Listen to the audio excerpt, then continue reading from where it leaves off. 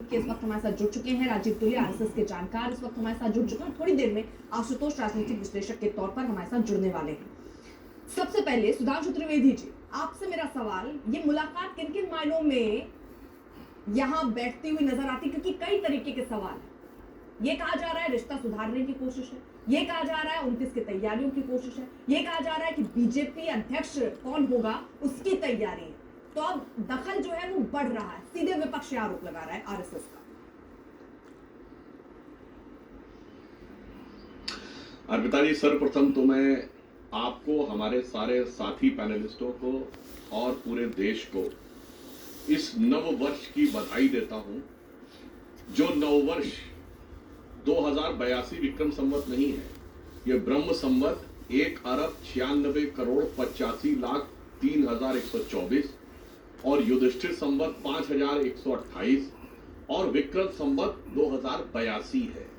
किसी और का होगा, कोई 1400 में जी रहा होगा, कोई 2100 में जी रहा होगा, परंतु हम एकमात्र हैं जो 1.97 बिलियन ईयर्स का ट्रैक है। और कार्ल सेगन जो दुनिया के सबसे बड़े कॉस्मोलॉजिस्ट हैं, उन्होंने कहा सिर्फ ये एंशियंट हिंदूज का जो कैलकुलेशन है कॉस्मोलॉजिकल, वो मॉडर्न साइंटिफिक कैलकुलेशन से मैच खाता है। तो पहले तो इसकी बधाई भी, और हम सबको इस पर गर्व करना चाहिए। अब आता हूं उसी विषय, यही भारत की अस्मिता और ज्ञान पर गर्व का भाव जो 1947 के बाद प्रकट हो जाना चाहिए था, वो नहीं प्रकट हुआ। स्वराज्य आया, स्वतंत्र नहीं आया। तंत्र हमारे विदेशी ही रहा, मन पर प्रभाव विदेशी रहा। राष्ट्रीय स्वयंसेवक संघ उसी के लिए संकल्पित रहा, उसी के लिए प्रतिबद्ध रहा कि जिसे हम कहते थे ना, संयम व्यवस्था न एकाग्रता है, भरी है मनों में अभी तक गुलामी, और वही राग अंग्रेजियत का पुराना सुनाते बड़े लोग नामी गिरामी। तो नामी गिरामी लोगों के दिमाग में जो गुलामी का अंग्रेजियत का राग था, उसे समाप्त करने का 3 पीढ़ियों का यह संघर्ष, और जो राजनीतिक क्षेत्र में भी फलीभूत हुआ, धार्मिक क्षेत्र में भी फलीभूत हुआ। आज प्रधानमंत्री जी वहां पे गए। मैं एक बात कहूंगा, प्रधानमंत्री जी संघ के प्रचारक रहे, स्वयंसेवक रहे, वो छोड़ दीजिए एक पक्ष में। भारत के किसी भी प्रधानमंत्री को वहां पर जाकर स्वीकार करना चाहिए। आज राष्ट्रीय स्वयंसेवक संघ भारत का और विश्व का इकलौता संगठन। अगर मैं आपसे कहूं दुनिया में एक ऑर्गेनाइजेशन बताइए जिसके एक स्कूल के, एक ऑर्गेनाइजेशन के 30,000 स्कूल हो, तो वो आरएसएस का है, विद्या भारती। वनवासी क्षेत्र में काम करने वाला सबसे बड़ा ऑर्गेनाइजेशन वनवासी कल्याण आश्रम, और ये कन्वर्जन के लिए नहीं जा रहे क्रिश्चियन मिशनरी की तरह। वनवासी कल्याण आश्रम संघ का, मजदूरों में भारतीय मजदूर संघ का, भारतीय किसान संघ का, विद्यार्थियों का सबसे बड़ा संगठन अखिल भारतीय विद्यार्थी परिषद संघ का, धार्मिक क्षेत्र में सबसे बड़ा संगठन विश्व हिंदू परिषद संघ का, और आज सबसे बड़ी राजनीतिक पार्टी भारतीय जनता पार्टी, जिसके अधिकांश नेता संघ के। मुझे लगता है जिस संगठन ने भारतीय समाज में सृजनात्मकता के इतने व्यापक आयाम प्रस्तुत किए हो, जिसके लिए महात्मा गांधी ने स्वयं लिखा था, ये कहा था 16 सितंबर 1947 को, एक बार 1934 में वर्धा शिविर पे गए थे, वो बहुत प्रभावित हुए थे, जमनालाल बजाज उनको लेके गए थे। तो मैं कोट कर रहा हूं, महात्मा गांधी ने कहा है कि संघ ने जिस ढंग का सेल्फ डिसिप्लिन दिखाया, अनटचेबिलिटी नहीं है, वो प्रेजवर्दी है, और संघ ने तब से बहुत ग्रो किया है, and I hope it will grow in the strength. और ये complete words of Mahatma Gandhi. माफी के साथ आपको ये रोक रही हूं, आपसे ये जानना चाह रही हूं, कुल मिला के मैं ये समझ पा रही हूँ कि संघ की जो विचारधारा है वो देश के लिए हितकारी है और उसके दिशा में आगे बढ़ना चाहिए। आपको लबुलबाब यही है ना सर? ना, दोनों दृष्टियां से, सिर्फ विचारधारा नहीं। और संघ जो कहता है वो मान लेना चाहिए, यही है ना? मतलब संघ जो कहता है वो देश की तरक्की के लिए, देश के आगे बढ़ाने के लिए, सबके अंदर वो भावना पैदा करने के लिए, बेसिकली यही आप समझा रहे हैं ना?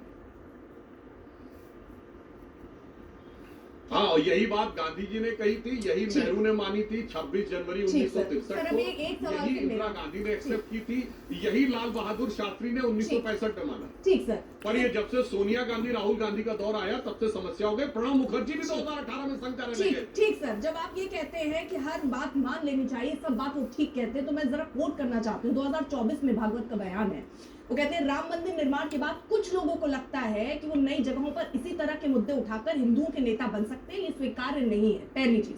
जून 2022 में भागवत जी का बयान आता है, जब वो कहते हैं हर मस्जिद में शिवलिंग खोजना और हर दिन एक नया विवाद शुरू करने की कोई जरूरत नहीं है। जब वो ये बता रहे हैं तो क्यों करा जा रहा है सर? यानी वो जो राह दिखा रहे हैं उस राह में चल ही नहीं रहे हैं। नहीं नहीं, जो उन्होंने कहा है उस बात की गहराई आप लोग नहीं समझ पा रहे हैं। ये बिल्कुल सही बात है। Idiot. खोदने की जरूरत नहीं है, क्योंकि जहां जहां खुदा होगा वहां वहां भगवान होगा। जहां जहां खुदाई होगी वहां भगवान दिखाई पड़ेंगे। इसलिए ये इसमें एक समस्या है, क्योंकि अगर हम जमीन के नीचे खुदाई करेंगे या अपने शरीर के नीचे जाएंगे डीएनए में, तो आखिर में अमर, अकबर, एंथोनी तीनों का बाप किशनलाल निकल आएगा। इससे समाज में अभी स्वीकार्यता होने में समय लगेगा। इसलिए उनका कहना ठीक था, मगर हमारे प्रतिद्वंदी शायद उसकी गहराई को समझ नहीं पाते, इसलिए वो अपने राजनीतिक चश्मे से उसका इंटरप्रिटेशन करने लगते हैं। अच्छा, ये तो बता दीजिए मुलाकात में बातें क्या क्या हो गई, क्या तय हो चुका है अब अध्यक्ष कौन होगा बीजेपी का? क्योंकि सर कार्यकाल तो देखिए 23 मई जनवरी में पूरा हो गया। सर कांग्रेस के जब याद होगा अध्यक्ष नहीं बन पा रहे थे, थोड़ा डिले चल रहा था, तो यही बीजेपी कितना तलवार और सब लेकर बाहर आ गई कि अरे देखिए इनको मिल ही नहीं रहा है। बीजेपी को लेट क्यों हो रहा है, और क्या बात वहीं अटकी हुई थी और अब बात बन गई है, जल्दी इसका ऐलान हो जाएगा क्या सर? देखिए, संघ से हमारा वैचारिक विचार परिवार का अंग है। हमारे अधिकांश नेता संघ से निकले, परंतु संघ दैनंदिन राजनीतिक कार्य में कोई हस्तक्षेप नहीं करता। किसी प्रकार का कोई हस्तक्षेप नहीं होता। और ये मैं व्यक्तिगत अनुभव के आधार पे कह सकता हूं। राजनाथ सिंह जी राष्ट्रीय अध्यक्ष रह चुके हैं, मैं उनका सलाहकार रह चुका हूं, इसके आधार पे मैं कह रहा हूं। हाँ, और एक और बात लोगों को समझना चाहिए। लोगों को लगता है जैसे संघ सिर्फ भाजपा से संबंध है और कुछ नहीं। मैं दर्शकों को बताना चाहता हूं, संघ के पूर्णकालिक जो प्रचारक हैं वो लगभग 3400 हैं, 3376 है शायद। और भारतीय जनता पार्टी में केवल 26 काम कर रहे हैं, केवल 26 आउट ऑफ 3400। तो इससे समझना चाहिए कि संघ एक बहुत व्यापक फलक पे काम कर रहा है। तो मेरी थोड़ा जानकारी के लिए मुझे दुरुस्त कर दीजिएगा सर, जो हमारे विरोधियों सुधांशु जी जरा दुरुस्त कर दीजिएगा, क्योंकि अतीत के अगर पन्नों को हम पलटे और उधर हम औरंगजेब और राणा सांगा पर ना जाएं, थोड़ा उससे और पहले, तो सर लालकृष्ण आडवाणी का पार्टी अध्यक्ष पद से इस्तीफा संघ के कारण ही हुआ। उस समय मोहन भागवत सर कार्यवाहक थे, उनके कहने पर ही आदेश पे काम हुआ। जरा स्पष्ट कर दीजिएगा हाँ या ना सर। साल 2013 में नरेंद्र मोदी को प्रधानमंत्री पद का उम्मीदवार बनाया गया, वो संघ के कहने पर बनाया गया। आडवाणी जी की नाराजगी के बाद भी संघ का दखल बढ़ा था सर। अब क्योंकि जिस तरह से खबरें थी कि विधायकों के नाम, टिकटों के नाम, वाइस चांसलरों के नाम सब संघ तय कर रहा था, जिसकी वजह से बताया गया नाराजगी हुई, जिसका फल ये हुआ कि लोकसभा में देखा गया कि क्या हालात हो गए, संघ पीछे हट गया। तनातनी है सर, रिश्ते मजबूत करने की कोशिशें जरूर हो रही है, इस तरह से देखा जाए क्या? देखिए, ये दोनों ही बातें मैंने कहा, ये सियासी कयास है। तथ्य क्या है कि श्री लालकृष्ण आडवाणी जी ने 31 दिसंबर 2005 को मुंबई में भारतीय जनता पार्टी के राष्ट्रीय अधिवेशन समाप्त होने के अगले दिन रंग शारदा के मैदान में स्वयं घोषणा की थी कि वह स्वेच्छा से पद छोड़ रहे हैं और राजनाथ सिंह की पार्टी के अध्यक्ष बन रहे हैं।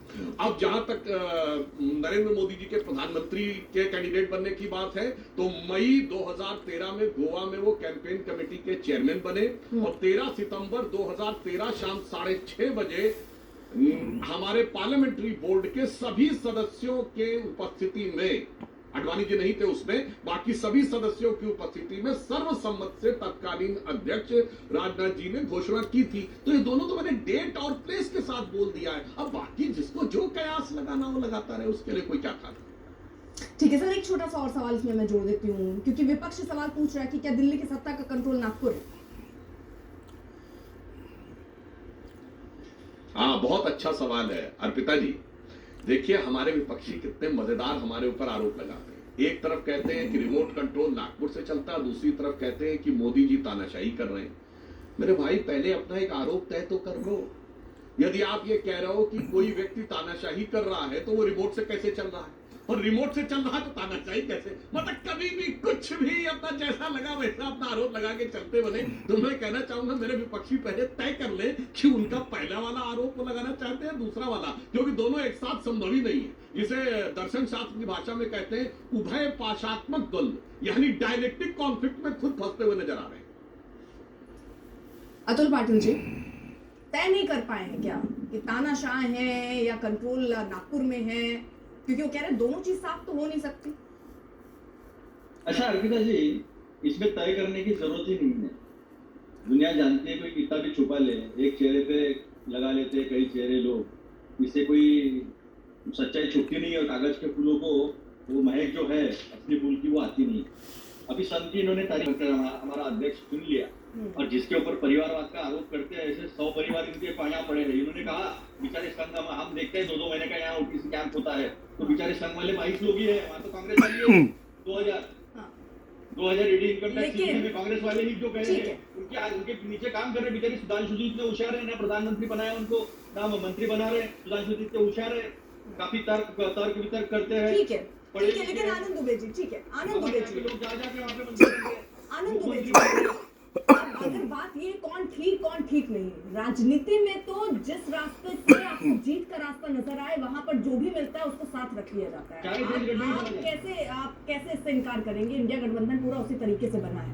मान लीजिए आरएसएस में जो तमाम खामियां भी गिना रहे हैं यहाँ पर अतुल जी बैठकर, लेकिन फिर भी जिस तरह से दिल्ली का चुनाव, हरियाणा का चुनाव, महाराष्ट्र का चुनाव एक के बाद एक बीजेपी चुनाव जीत रही है, तो क्यों ना अपने तालमेल को ठीक करेंगे? क्या दिक्कत है सर?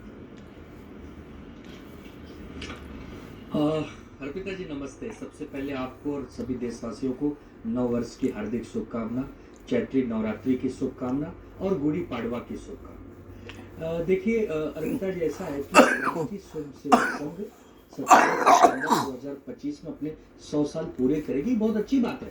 किसी भी संगठन के लिए जो 100 साल अपनी एक नहीं है, अब वो सबका साथ सबका विकास केवल जुमलेबाजी है, वो दिखावा है। ये आरएसएस भी जानती है और हम आरएसएस का बहुत सम्मान करते हैं क्योंकि हमारा उनसे कोई वैचारिक लड़ाई है न कोई मनभेद है। ठीक है राजीव तुली जी, क्या कोई मनभेद यहाँ पर चल रही, क्योंकि कई बयान हाल फिलहाल में आए, और क्या उसी रिश्ते को और मजबूत करने की कोशिश है प्रधानमंत्री का ये दौरा? धन्यवाद अर्पिता जी, आप अंत में मेरे पास आई। थोड़ा सा समय दीजिएगा जी बिल्कुल, क्योंकि बहुत सारे जो प्रश्न है वो केवल और केवल संघ से संबंधित है, मोदी जी के आज के नागपुर विजिट के संबंधित है। फिर ऐसा बयान जब आता है कि पहले बीजेपी अक्षम थी, अब सक्षम है, लिहाजा फैसले हम खुद ले सकते हैं। वहीं भागवत जी का जो बयान मैंने 2 कोट किए सुधांशु जी के लिए कि राम मंदिर निर्माण को लेकर जो अब नए तरीके से हिंदू मुद्दा उठाकर हिंदू नेता बनने की कोशिश कर रहे हैं, स्वीकार नहीं है। मस्जिद अलग अलग जगह पर जमीन जाके नहीं खोदनी चाहिए। ये सारे बयान फिर क्या दिखाते हैं सर? अगर रिश्ते इतने ही मजबूत है तो ये क्या दिखाते हैं? जी मैं बताता हूँ, मैं उसी पे आता हूँ। देखिए अभी क्या है कि अभी ना हम सब लोग संयुक्त परिवार का जो कंसेप्ट है ना उसको भूल गए हैं।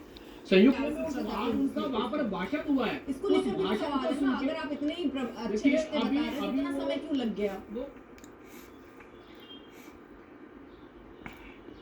और अभी भी माने इतना समय क्यों लग गया, मुझे लगता है कि उसके अपने कुछ कारण होंगे क्यों लग गया। अभी जब पहले चले जाते, जब भी जाते तो यही बात होती कि आज क्यों चले गए और पहले क्यों नहीं चले गए। जुलाई 2013 में गए थे ना चुनाव से पहले। और मैं आपको एक हिस्टोरिकल कॉन्टेक्स्ट और दे देता हूँ, केवल एक छोटी सी बात, उसके बाद आप आगे चल बढ़ जाइएगा। जब नरेंद्र मोदी जी मुख्यमंत्री रहे हैं तब तक कोई शक नहीं था, जब तक मोहन भागवत के बयान 2024 में और जून 2022 में नहीं आए। खटास की बातें खुलकर दिखी। यहाँ पर नड्डा साहब ने भी बोला, जिसके लिए कहा जाता है कि नड्डा साहब ने अपने आप से नहीं बोल दिया होगा। नरेंद्र मोदी जी से क्या लेना देना है? नहीं सर, नड्डा साहब ने अपने आप से तो बोला नहीं, भागवत साहब ने कुछ बोल रहे थे इसलिए खटास की बातें आई क्योंकि बयान आए।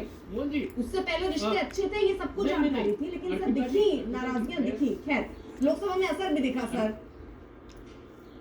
ठीक है सर, मैं जरा आगे बढ़ूं। आशुतोष जी से दो बातें चलती है कि पूरी सरकार संघ चला रहा है, फिर हम कहते हैं कि संघ जो है वो सब टिकटें तय कर रहा है, वीसी तय कर रहा है, सब संस्थानों में जो प्रमुख लोग बैठ रहे हैं संघ तय कर रहा है, और फिर हम कहते हैं आपस में नाराजगी है। दोनों कंट्राडिक्टरी बातें नहीं चलेंगी ना।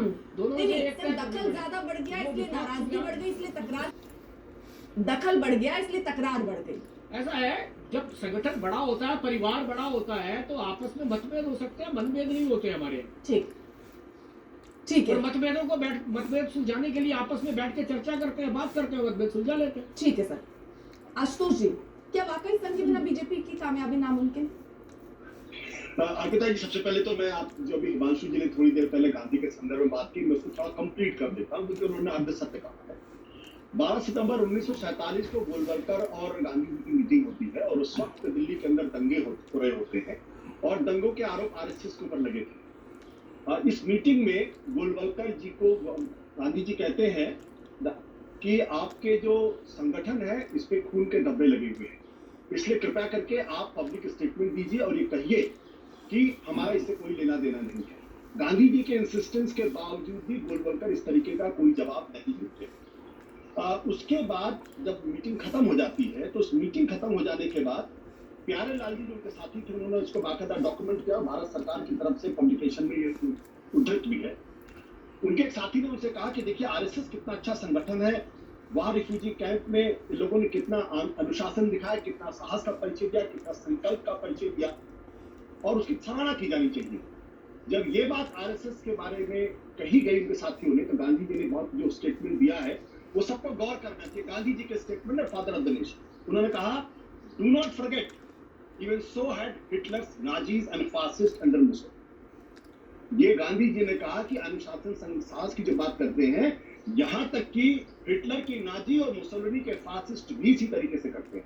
गांधी जी बहुत ज्यादा दुखी थे, परेशान थे क्योंकि उनके कहने के बाद भी गोलवलकर जी ने स्टेटमेंट नहीं दिया। इसके बाद 16 सितंबर को दिल्ली के वाल्मीकि मंदिर में एक मीटिंग होती जहां गांधी जी जाते हैं। गांधी जी उस वक्त जो बात कहते हैं वो सबको नोट करनी चाहिए। ये बात भी प्यारेलाल अपनी किताब Mahatma Gandhi the last phase में उद्धृत करते हैं। कहते हैं Hindus believe that India there was no place for non Hindus on equal honourable terms and Muslims if they wanted to live India must be content with an inferior status, or if the Muslim thought in Pakistan Hindus could live only as subjects in this, it would mean an eclipse of Hinduism. तब तक गोलवलकर जी की किताब आ चुकी थी। उस किताब में इन सब चीजों का जिक्र था कि मुसलमानों को सेकंड ग्रेड सिटीजन के तौर पर ही रहना चाहिए, जिसको बाद में आरएसएस ने डिसोन कर दिया। ये गांधी जी ने उस संदर्भ में बात कही थी। तो मुझे लगता है कि जब हम गांधी जी के बारे में बातचीत करते हैं तो गांधी और गोलवलकर के रिश्तों के बारे में हमें स्पष्टता होनी चाहिए, अंधसत्य नहीं बोलना चाहिए। दूसरी बात, मुझे लगता है कि आरएसएस आज की तारीख में उसको खुलकर कहना चाहिए कि वो एक राजनीतिक संगठन है और ये जो ढकोसला है कि आरएसएस एक राजनीतिक संगठन है, इसको दूर फेंक देना चाहिए। क्योंकि ये शर्त थी जब सरदार पटेल ने कहा था कि हम आपके ऊपर से बैन तब हटाएंगे जब आप इस बात को एक्सेप्ट करेंगे और कहेंगे कि आप सांस्कृतिक संगठन है, आपका राजनीति से कोई लेना देना। ये मजबूरी थी, इसलिए 1951 में जनसंघ बना। एक चीज और हमें समझनी चाहिए, आरएसएस से ढकोसला बार बार करता, लेकिन 2009 में जब भारतीय जनता पार्टी बुरी तरीके से हार जाती है, लाल कृष्ण आडवाणी से संघ नाराज हो जाता है, तो मोहन भागवत दिल्ली आए थे और दिल्ली बैठ के वो उन्होंने पार्टी के अध्यक्ष का चुनाव किया था और गैंग ऑफ फोर को रिजेक्ट कर दिया। तो मुझे नहीं लगता कि आप 75 साल के बाद जब आरएसएस 16 साल मना रहा है खुल के कहना चाहिए राजनीति में है, राजनीति करते हैं। अब जहां तक सवाल मोदी और इनका है, मोदी और भागवत जी का है, तो देखिए ये सरकार आरएसएस की है। इस सरकार के या जो पूरा का पूरा आरएसएस परिवार है उसके चेयरमैन इमेरिटस मोहन भागवत हैं। उसके अलग अलग वर्टिकल्स हैं, उनमें से एक वर्टिकल बीजेपी है, उस वर्टिकल के सीईओ नरेंद्र मोदी हैं। ये चेयरमैन साहब सीईओ से उनका परफॉर्मेंस कर रहे हैं और बता रहे हैं कि भाई अब आप आगे आगे ये करना है। लेकिन जिस तरीके का बयानबाजी जेपी नड्डा ने दी थी उस संदर्भ में मोहन भागवत जी मोदी साहब को बताएंगे कि अगर आपने तय कर लिया है कि आप एक अलग कंपनी है तो चलाना है तो चलाइए। ये बात तो जब 7 या 8 जून को जब नतीजे आ गए थे तो अमित शाह और हॉस्पिटल साहब की मीटिंग में ये बात पूछी गई थी सवाल। तो मुझे लगता है कि संघ को आप क्यों ये डर है कि वो राजनीति में है और उसकी क्यों परेशानी है। बोले मैं राजनीति में राजनीति करता हूँ, आपका कैडर चुनाव में हिस्सा लेता है, माइक्रो मैनेज करता है, कैंडिडेट तय करता है, कौन लिस्ट बनेगा, कौन कैबिनेट मिनिस्टर बनेगा, सब तय करते हो, फिर काहे का ढकोसला भाई। सुधांशु जी जवाब। देखिए आशुतोष जी आक्रोश में बात करने लगते हैं बगैर किसी तथ्यात्मक आधार के, मगर इनके मुंह से चू नहीं निकलता है जिसके डॉक्यूमेंट्री एविडेंस है।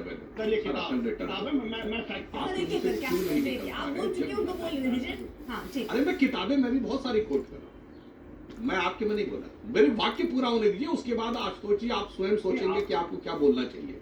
मगर आशुतोष जी के मुंह से चू नहीं निकलता है जब राडिया टेप में यूपीए सरकार में मंत्रियों का चयन एक कारपोरेट मीडिएटर ब्रोकर पत्रकारों के साथ मिलकर कर रहा था। बोलो आशुतोष जी कभी बोले हो मेरे भाई?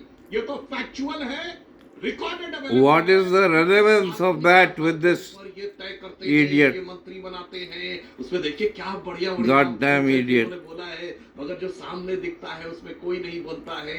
इसीलिए हम बता रहे Liar. हैं संघ को समझना महोदय। Born ये liar. सरदार पटेल ने 3 जनवरी 1948 को कलकत्ता में बोला, जिसपे उन्होंने, ये गांधी जी की हत्या से 27 दिन पहले की बात है, जिसपे उन्होंने राष्ट्रीय स्वयंसेवक संघ की प्रशंसा करते हुए कहा कि एक राष्ट्रभक्त संगठन है। अब बताओ गांधी सही है या सरदार पटेल सही है? दूसरी बात, वी शंकर जो सरदार पटेल के निजी सचिव रहे, आईसीएस थे, उन्होंने अपनी किताब रिमिनिसेंस ऑफ सरदार पटेल में भी लिखा हुआ है कि सरदार पटेल मानते थे कि हिंदू समाज में एक संगठन होना चाहिए, हिंदुओं में एकता की भावना होनी चाहिए, इससे हिंदू समाज अपनी बुराई और बाहर से होने वाले आक्रमणों के लिए अधिक सक्षम हो सकेगा। इस दृष्टि से वो आरएसएस के विचार को सही मानते थे। अब बताइए सब सरदार पटेल सही थे या गांधी जी सही थे? अब आइए उसके बाद, और जितना ये जो भ्रम का चादर कैसे उठी कि जब वो जवाहरलाल नेहरू जिन्होंने प्रतिबंध लगाया संघ पे, जब 62 का चीन का युद्ध हुआ तो कम्युनिस्टों का धड़ा तो चीन के साथ खड़ा हो गया, मगर संघ ने जिस ढंग से समर्थन किया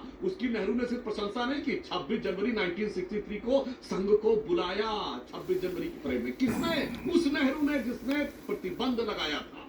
65 के युद्ध में लाल बहादुर शास्त्री जी ने जब ऑल पार्टी मीटिंग बुलाई तो द्वितीय सरसंघ चालक गुरु गोलवलकर जी को बुलाया। अब आप ये समझिए मीना के, और आप पीवी नरसिम्हा राव के लिए तो आप लोग मजाक में कहते थे कि हाफ पैंट थे उनकी धोती के नीचे, परंतु आशुतोष जी ने कहा 100 साल हुए तो एक लाइन बोल देना चाहता हूं, लाखों दर्शक सुन ले कालचक्र की गति। 1925 में संघ बना, 25 साल बाद 1951 जब 1951 आया तो जनसंघ बना, यानी संघ का स्वरूप। 25 साल बाद 75 आया, राष्ट्रीय स्वयंसेवक संघ ने सबसे बड़ा रोल प्ले किया उस इमरजेंसी के आंदोलन में। 25 साल बाद 21वीं सदी का पहला सूरज जब इस धरती पर उगा तो एक प्रचारक प्रधानमंत्री था 2001 1 जनवरी को अटल बिहारी वाजपेयी, और 25 साल के बाद एक दूसरा प्रचारक प्रधानमंत्री है जब सर। और फिर उन्होंने कहा है आरएसएस कहता कुछ है करता कुछ है, ये डबल गेम हम इनको खेलने नहीं देंगे। सरदार पटेल के शब्द मेरे शब्द नहीं है, यानी सरदार पटेल स्पष्ट जानते थे कि मुंह पे कुछ और आरएसएस के लोग कहते हैं। मैंने बोला चंद्र वाली आप देख लीजिएगा, आप पढ़े लिखे आदमी। दूसरी बात जो ये बार बार कहा जाता है कि 1962 के बाद जो 3 जनवरी 48 कलकत्ता की रैली बताया। सर आप पढ़े लिखे आदमी, आप जानते हैं, आप पढ़े लिखे आदमी सुधांशु जी। अब मतलब आप उन बीजेपी के दूसरे प्रवक्ता की तरीके से बात न करिए जिनको पढ़ना लिखना नहीं आता। इसी तरीके से जब ये बार बार कहा जाता है कि जब 26 जनवरी को जो परेड होती है उसमें आरएसएस को बुलाएगा, गलत, झूठ है ये। आरएसएस को कभी भी ऑन रिकॉर्ड नहीं बुलाया जाता, बीएमएस यानी भारतीय मजदूर संघ को बुलाया जाता। मैं पढ़ के सुना देता हूँ। He invited the BMS along with other central trade union organizations of the time, the Indian National Trade Union Congress, All India Trade Union Congress, and the United Trade Union Congress, and requested them to send their respective contingent for the citizens' march. It would seem that Ahmed's invitation to the BMS was seen by RSS as a window of opportunity, for the RSS began hectic efforts to mobilize its members. यानी BMS को बुलाया गया था, RSS को कभी नहीं बुलाया गया था। बीएमएस के बहाने आरएसएस के लोग उसमें गए और चूंकि वो पहुंच गए तो बात जाहिर सी बात है नेहरू। ठीक है सुधांशु छोटा सा जवाब। ठीक है अतुल जी आ रही हूँ, जल्दी से आ रही हूँ।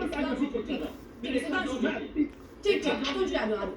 हाँ देखिए, और इसके अलावा भी ठीक है सुधांशु जी को जवाब ले लेते हैं छोटा सा। ठीक है आशुतोष, मेरा विजन में अतुल जी आ रही हूँ सुधांशु एक साथ जवाब दीजिए ना, मैं भी कुछ ऐड करना चाहता हूँ। अच्छा ठीक है, ऐड कर लीजिए अतुल जी, आप भी ऐड कर लीजिए, एक साथ जवाब दे देंगे सुधांशु। हाँ अतुल जी। 3 बातें मैं बताना चाहता हूँ कि गोलवलकर जी ने कहा था कि हम अंग्रेजों के खिलाफ लड़के हमारी शक्ति हीन नहीं करना चाहते, हम अंग्रेजों के खिलाफ लड़ेंगे नहीं। जब कांग्रेस के लोग और कांग्रेस के लोग के साथ पूरे देश के लोग फांसी के तख्ते पे चढ़ रहे थे, गोली खा रहे थे, वंदे मातरम बोल बोलकर गोलियां खा रहे थे, फांसी पर चढ़ रहे थे, तब की बात। आजाद हिंद सेना के खिलाफ सावरकर जी ने कहा था कि सारे भारतीयों ने आजाद हिंद सेना के खिलाफ अंग्रेजों के आर्मी में भर्ती होना चाहिए, ये कहा था आजाद हिंद सेना के खिलाफ लड़ने के लिए। और तीसरी बात, सरदार वल्लभ भाई पटेल की ये बात करते हैं, सरदार वल्लभ भाई पटेल ने खुद कहा था कि हिंदू राष्ट्र एक पागलपन है, तो भाषण मेरे पास है वो भी भेज देता हूँ, ये कहा था। ठीक है सुधांशु हम कहते हैं कुछ बातों को अभी छोड़ना पड़ेगा, अर्पिता जी, कुछ बातों को छोड़ना पड़ेगा। ये देश धर्मनिरपेक्ष है और ये देश धर्मनिरपेक्ष रहेगा क्योंकि हमारा संविधान वैसा है। सर डीके शिव कुमार पर भी जवाब दे ही देते हैं। संविधान की बात अब आप कैसे ही कर रहे हैं? ठीक है नहीं, मैं मेरे पार्टी की अधिकृत भूमिका रखने के लिए बैठा हूँ यहाँ पर। हाँ ठीक है सुधांशु जी। हाँ अब सुनिए अतुल पाटिल जी, देखिए आशुतोष जी तो खैर पढ़े लिखे, अतुल पाटिल जी तो अपना हवा में बोल दिए। अतुल पाटिल जी फिर मैं कोट करके बोल रहा हूँ, 28 अगस्त 1947 को संविधान सभा के अंदर सरदार पटेल ने जो आपके डीके शिव कुमार बोले, ये तथाकथित धर्मनिरपेक्ष वाली बात के ऊपर बहुत साफ साफ उन्होंने कहा कि अभी बड़े भाई छोटे भाई की बात छोड़ दो, अगर अपनी पार्टी का इतिहास पढ़ के आया करिए। अब मैं दूसरी बात बता रहा हूँ, देखिए फिर बीच में डिस्टर्ब करने लगे। अरे भाई मेरी बात पूरी सुनने दिए, उसके बाद अब मैं बताता हूँ। मैं अर्पिता जी एक बात मैं बताना चाहता हूँ, राष्ट्रीय स्वयं सेवक संघ 1925 में बना। 1925 में बनने से पहले कह रहे द्विराष्ट्र की बात। कांग्रेस ने 1916 लखनऊ कांग्रेस अधिवेशन मुसलमानों के लिए सेपरेट इलेक्ट्रेट कंसीडर किए और उसके बाद पृथक निर्वाचन क्षेत्र भारत में बने और वही विभाजन करके बना। आरएसएस नहीं था। अब सुनिए, अरे सुनिए मेरे भाई, नहीं उसका बताइए 1916 लखनऊ कांग्रेस अधिवेशन का अध्यक्ष कौन था बताइए। फिर बीच में डिस्टर्ब करने लगे और जैसे ही अनकंफर्टेबल फैक्ट आता है तो डिस्टर्ब करने के अलावा कोई विकल्प नहीं। आपने अपने टर्न पे बोलिए अतुल जी, लाखों दर्शक देख रहे हैं, एक एक स्टेप।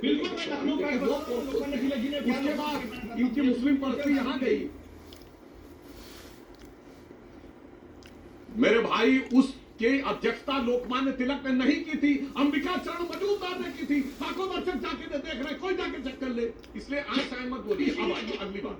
उसके बाद इनकी मुस्लिम परस्ती रही कि फर्स्ट वर्ल्ड वॉर के बाद जब टर्की में खलीफत खत्म कर दिया अंग्रेजों ने, तो टर्की में खलीफा को रेस्टोर किया जाए, इसके लिए कांग्रेस ने आंदोलन का समर्थन किया। अब आइए 1920 नागपुर कांग्रेस अधिवेशन, जहां डॉक्टर हेडगेवार उस समय कांग्रेस में थे और उन्होंने पूर्ण स्वराज का प्रस्ताव आया, उसे एक्सेप्ट नहीं किया गया। अब आइए उसके बाद जिन्ना की हिम्मत बढ़ी और उसने कहा मैं महात्मा गांधी को महात्मा नहीं बोलूंगा, और इसीलिए आपने जितनी फिल्में देखी होंगी उसमें जिन्ना महात्मा गांधी को मिस्टर गांधी बोलता है, ये उसके आगे झुक गए। फिर 1924 में उसने कहा मैं वंदे मातरम नहीं बोलूंगा। ये सब कुछ 1925 में संघ बनने से पहले हो चुका था मेरे भाई।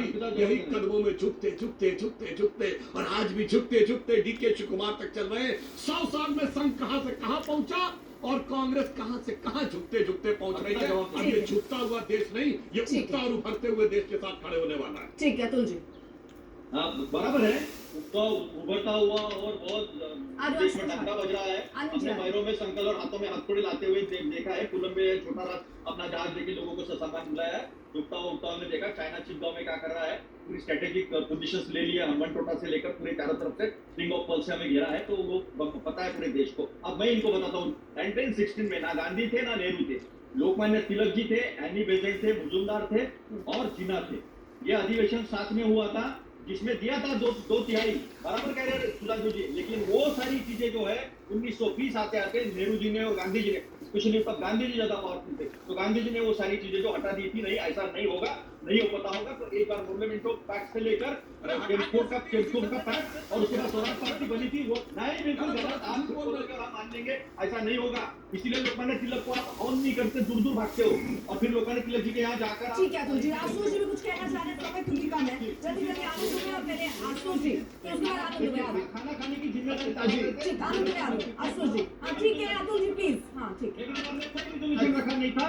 ठीक है इसमें तो वो हट गए थे और ठीक है अतुल जी प्लीज। हाँ आशुतोष, आशुतोष अर्पिता जी भी थोड़ी देर पहले सुधांशु त्रिवेदी जी ने मेरी चुनौती दी थी, मैं उनको पूरा कोटेशन ही सुना देता हूँ सरदार पटेल जी। ये 1949 चेन्नई में सरदार पटेल ने क्या कहा था, the government is dealing with the movement of RSS. They forcefully, ध्यान रखिएगा, दे फोर्सफुली यानी जबरदस्ती इस देश को हिंदू राष्ट्र बनाना चाहते हैं। नो गवर्नमेंट विल टॉलरेट, कोई सरकार इसको बर्दाश्त नहीं करेगी। फिर वो आगे कहते हैं, I have given them an open offer, change your plan, deep secrecy, deep communal fight, respect Indian constitution, prove your loyalty with tricolor and make us believe that we can trust you। ये सरदार पटेल कह रहे हैं, तिरंगे को सम्मान दीजिए। तो संविधान से और एक मिनट और say something and do something, this game we would not let you play। ठीक है आनंद जी, जल्दी से इसमें जोड़ दीजिए, मैं सुधांशु जी जवाब देंगे। ठीक है ये सरदार पटेल ठीक है अर्पिता ठीक जी, है आशुतोष जी, हाँ। अर्पिता जी, हाँ, आनंद जब भी हम कोई चर्चा या बहस वर्तमान पर करते हैं, घुमा फिरा के सुधांशु जी बीजेपी 100 साल पीछे ले जाते हैं। चर्चा है कि आज आपके आरएसएस के ठीक है, और इसी आज पर मैं जल्दी से, क्योंकि मेरे पास समय बहुत कम है आनंद जी, सुधांशु जी अरे आज हमें पर भी ही कोई चर्चा आपत्ति कर नहीं लेते है, हैं। हमें भी क्या कोई थोड़ा सा आपत्ति नहीं है। किसकी रणनीति बनी है मुलाकात की, जरा बताइए क्या नाम तय हो गया, एक बार जल्दी से मतलब स्पष्ट ये मान कर दीजिए दीजिए, सर, समय मेरे पास कमी है। अपने ठीक है सुधांशु जी,